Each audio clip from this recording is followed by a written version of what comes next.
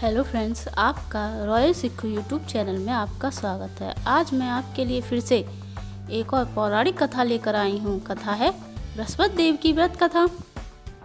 देव गुरु बृहस्पति को बुद्धि और शिक्षा का कारक माना जाता है। गुरुवार को बृहस्पति देव की पूजा करने से धन, विद्या, मान सम्मान, प्रतिष्ठा और कई अन्य मनोवांछित फल की प्राप्ति होती है। धार्मिक ग्रंथों के अनुसार गुरुवार को भगवान बृहस्पति देव की पूजा का विधान है।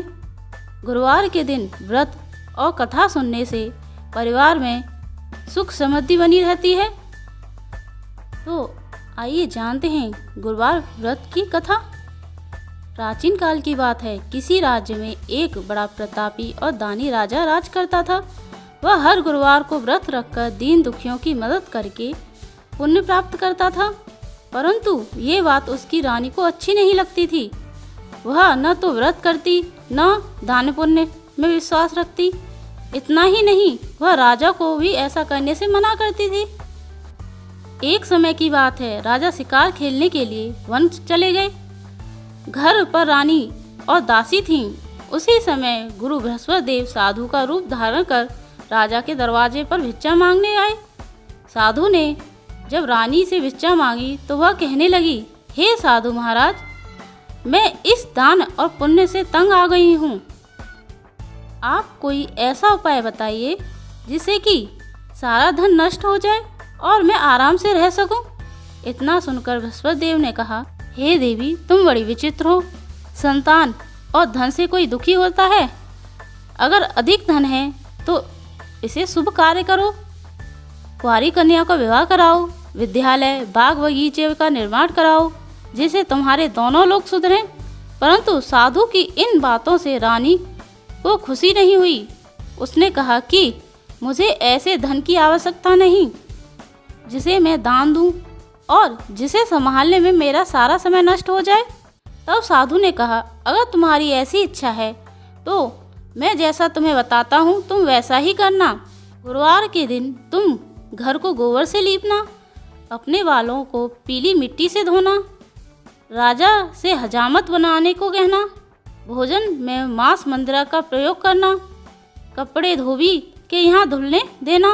इस प्रकार 7 बृहस्पतिवार करने से तुम्हारा समस्त धन नष्ट हो जाएगा। इतना कहकर साधु के रूप में बृहस्पति देव अंतर्ध्यान हो गए। तो साधु के अनुसार कही बातों को पूरा करते हुए रानी को केवल 3 बृहस्पतिवार ही बीते थे कि उसकी समस्त धन संपत्ति नष्ट हो गई। भोजन के लिए राजा का परिवार तरसने लगा। तब एक दिन राजा ने रानी से बोला, हे रानी, तुम यहीं रहो, मैं दूसरे देश जाता हूँ, क्योंकि यहाँ पर सभी लोग मुझे जानते हैं, इसलिए मैं कोई छोटा कार्य नहीं कर सकता। ऐसा कहकर राजा दूसरे देश चला गया। वहाँ वह जंगल में लकड़ी काट कर लाता और शहर में बेचता। इस तरह वह अपना जीवन व्यतीत करने लगा। इधर राजा के परदेश जाते ही रानी और दासी दुखी रहने लगे।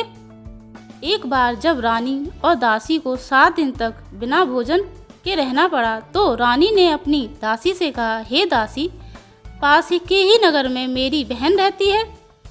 वह बड़ी धनवान है, तू उसके पास जा और कुछ ले आ ताकि थोड़ी बहुत गुजर बसर हो जाए। दासी रानी की बहन के पास गई। उस दिन गुरुवार था और रानी की बहन उस समय बृहस्पति देव व्रत कथा सुन रही थी। दासी ने रानी की बहन को अपनी रानी का संदेश दिया, लेकिन रानी की बड़ी बहन ने कोई उत्तर नहीं दिया। दासी को रानी की बहन से कोई उत्तर नहीं मिला तो वह बहुत दुखी हुई और उसे क्रोध भी आया। दासी ने वापस आकर रानी को सारी बात बता दी। यह सुनकर रानी ने अपने भाग्य को कोसा। उधर रानी की बहन ने सोचा कि मेरी बहन की दासी आई थी, परंतु मैं उससे नहीं बोली, इससे वह बहुत दुखी हुई होगी। कथा सुनकर और पूजा समाप्त कर वह अपनी बहन के घर आई और कहने लगी, हे बहन, मैं बृहस्पतिवार को व्रत कर रही थी। तुम्हारी दासी मेरे घर आई थी, परंतु जब तक कथा होती तब तक न तो उठते हैं न ही बोलते हैं, इसलिए मैं नहीं बोली। बताओ दासी क्यों आई थी? रानी बोली, बहन, तुमसे क्या छुपाऊं, हमारे घर में खाने तक को अनाज नहीं है। ऐसा कहते कहते रानी की आंखें भर आईं। उसने दासी समेत पिछले 7 दिनों से भूखे रहने की बात अपनी बहन को बताई। रानी की बहन बोली, देखो बहन, भगवान बृहस्पति देव सबकी मनोकामना को पूरा करते हैं। देखो, शायद तुम्हारे घर में अनाज रखा हो। पहले तो रानी को विश्वास नहीं हुआ, पर बहन के आग्रह करने पर उसने अपनी दासी को अंदर भेजा तो उसे सचमुच अनाज से भरा एक घड़ा मिल गया। यह देखकर दासी को बड़ी हैरानी हुई। दासी रानी से कहने लगी, हे रानी, जब हमको भोजन नहीं मिलता तो हम व्रत ही तो करते हैं, इसलिए क्यों ना इनसे व्रत और कथा की विधि पूछ ली जाए ताकि हम भी व्रत कर सकें। तब रानी ने अपनी बहन से बृहस्पतिवार व्रत की कथा के बारे में पूछा। उसकी बहन ने बताया, बृहस्पतिवार के दिन चने की दाल और मुनक्के के केले की जड़ से अर्पित करें तथा दीपक जलाएं, व्रत कथा सुने और पीला भोजन ही करें। कि उन्होंने व्रत रखा था, इसलिए बृहस्पति देव उनसे प्रसन्न थे। वह एक साधारण व्यक्ति का रूप धारण कर 2 थालों में पीला भोजन दासी को दे गए। भोजन पाकर दासी प्रसन्न हुई और फिर रानी के साथ मिलकर भोजन ग्रहण किया। उसके बाद वह सभी गुरुवार को व्रत और पूजा करने लगे। बृहस्पति देव की कृपा से उनके पास फिर से धन संपत्ति आ गई, परंतु रानी फिर से पहले की तरह आलस करने लगी। तब दासी बोली, देखो रानी, तुम पहले भी इस प्रकार आलस करती थी। तुम्हें धन रखने में कष्ट होता था, इस कारण सभी धन नष्ट हो गया, और अब जब बृहस्पति देव की कृपा से धन मिला तो तुम्हें फिर से आलस्य होने लगा। रानी को समझाते हुए दासी कहती है कि बड़ी मुसीबतों के बाद हमने ये धन पाया है, इसलिए हमें दान पुण्य करना चाहिए, भूखों को भोजन कराना चाहिए और धन को शुभ कार्यों में खर्च करना चाहिए, जिससे तुम्हारे कुल का यश बढ़ेगा, स्वर्ग की प्राप्ति होगी और पितृ प्रसन्न होंगे। दासी की बात मानकर रानी अपना धन शुभ कार्यों में खर्च करने लगी। इससे पूरे नगर में उसका यश बढ़ने लगा। बृहस्पतिवार व्रत कथा के बाद श्रद्धा के साथ आरती की जानी चाहिए। इसके बाद प्रसाद बांटकर उसे ग्रहण करना चाहिए। एक दिन राजा दुखी होकर जंगल में एक पेड़ के नीचे आसन जमाकर बैठ गया। वह अपनी दशा को याद करके व्याकुल होने लगा। बृहस्पतिवार का दिन था। एकाएक उसने देखा कि निर्जन वन में एक साधु प्रकट हुए हैं। वह साधु वेश में स्वयं बृहस्पति देवता थे। लकड़हारे के सामने आकर बोले, हे लकड़हारे, इस सुनसान जंगल में तू चिंता मगन क्यों बैठा है? लकड़हारे ने दोनों हाथ जोड़कर प्रणाम किया और उत्तर दिया, महात्मा जी, आप सब कुछ जानते हैं, मैं क्या कहूँ। यह कहकर रोने लगा और साधु को अपनी आत्मकथा सुनाई। महात्मा जी ने कहा, तुम्हारी स्त्री ने बृहस्पति के दिन बृहस्पति भगवान का निरादर किया है, जिसके कारण रुष्ट होकर उन्होंने तुम्हारी यह दशा कर दी। अब तुम चिंता को दूर करके मेरे कहने पर चलो तो तुम्हारे सब कष्ट दूर हो जाएंगे और भगवान पहले से भी अधिक धन संपत्ति देंगे।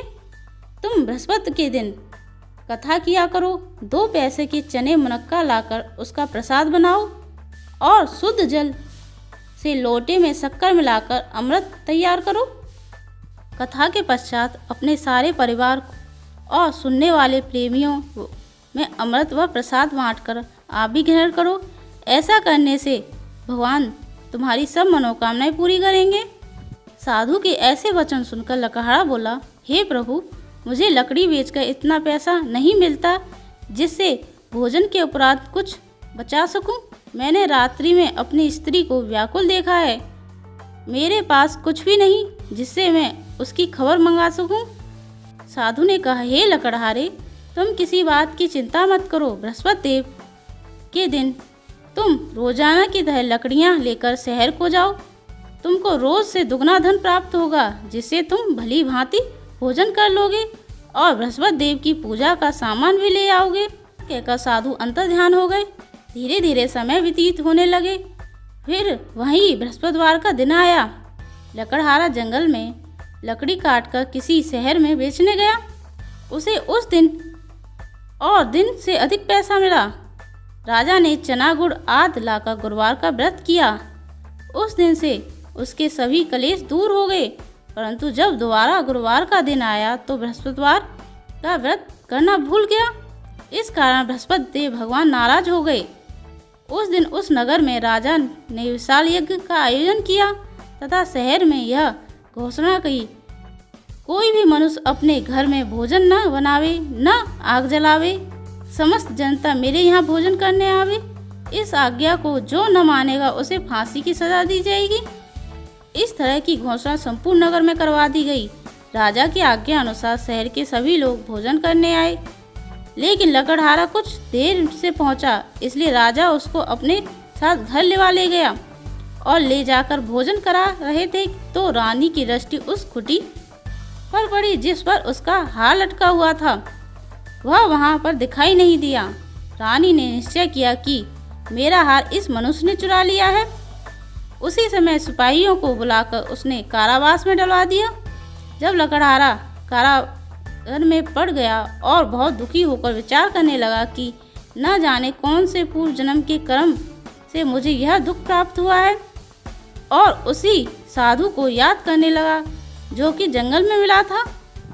उसी समय तत्काल बृहस्पति देव साधु के रूप में प्रकट हुए और उसकी दशा को देखकर कहने लगे, अरे मूर्ख, तूने बृहस्पति देव की कथा नहीं करी, इस कारण तुझे दुख प्राप्त हुआ है।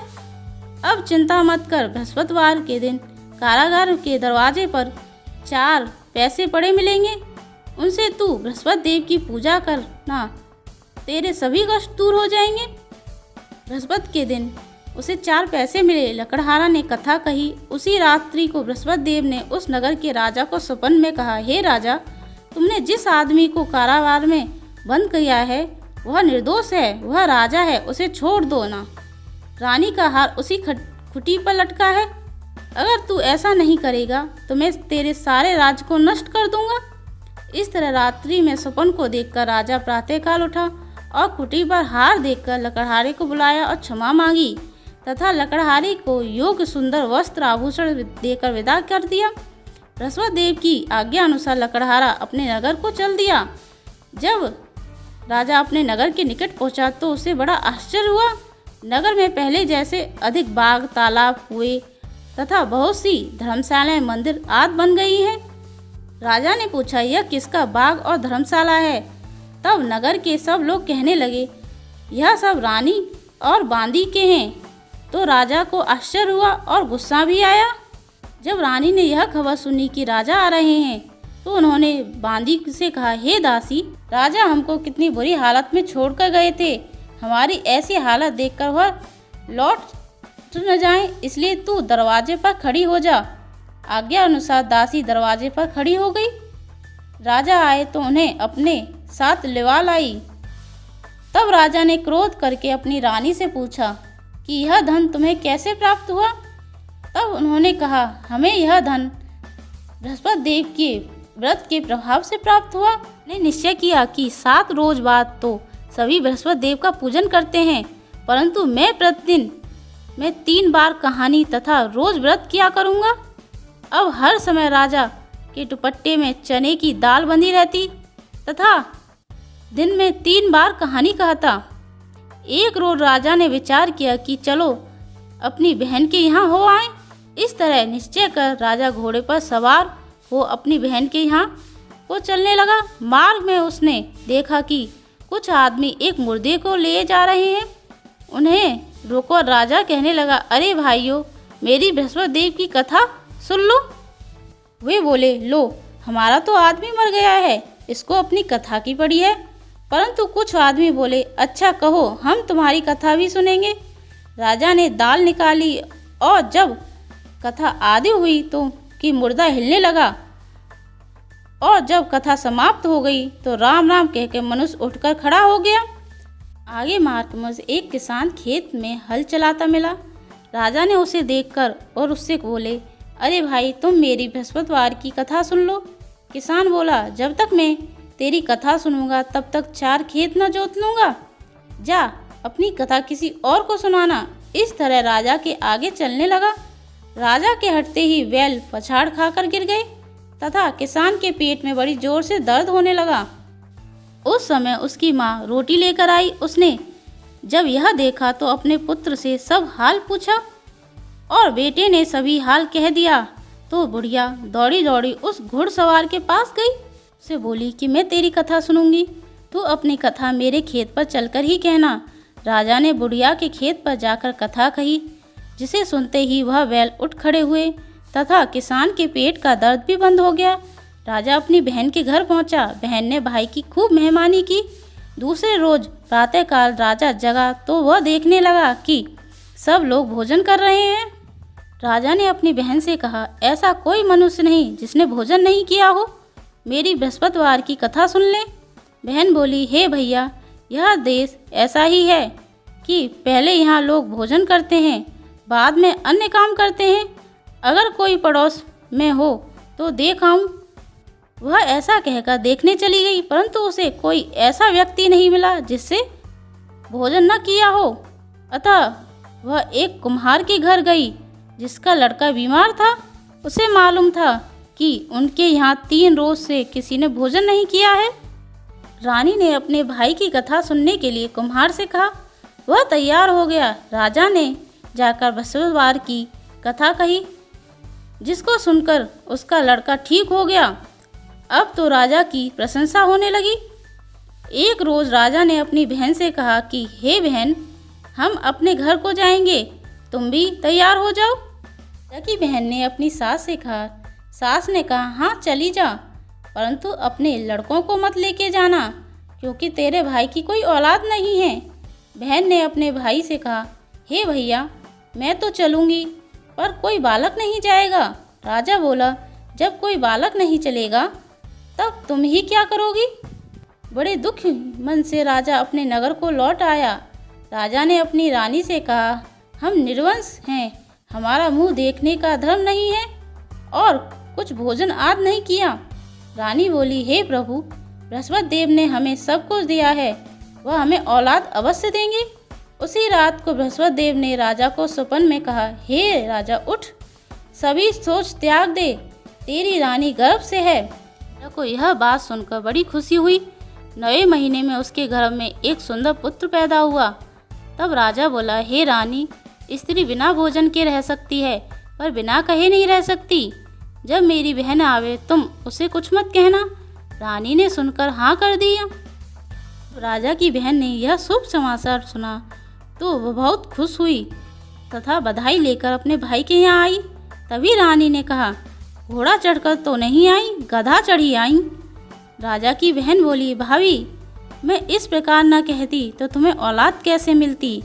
बृहस्पति देव ऐसे ही हैं, जैसे जिसके मन में कामनाएं सभी को पूर्ण करते हैं। जो सद्भावना पूर्वक बृहस्पतिवार का व्रत करता है एवं कथा पढ़ता है तथा सुनता है, दूसरों को सुनाता है, बृहस्पति देव उसकी सभी मनोकामनाएं पूर्ण करते हैं। भगवान बृहस्पति देव उसकी सदैव रक्षा करते हैं। संसार में जो मनुष्य सद्भावना से भगवान जी का पूजन व्रत सच्चे हृदय से करते हैं तो उनकी सभी मनोकामनाएं पूर्ण करते हैं। जैसी सच्ची भावना से रानी और राजा ने उनकी कथा का गुणगान किया तो उनकी सभी इच्छाएं बृहस्पति देव जी ने पूर्ण की। इसलिए पूर्ण कथा सुनने के बाद प्रसाद लेकर जाना चाहिए, हृदय में उसका मनन करना चाहिए, जयकारा बोलना चाहिए। बोलो बृहस्पति देव की जय, भगवान विष्णु की जय। ओम नमो भगवते वासुदेवाय नमः। आपको हमारी अलौकिक कहानी कैसी लगी कमेंट करके बताएं और ऐसी अलौकिक कहानी सुनने के लिए मेरे चैनल को सब्सक्राइब करें।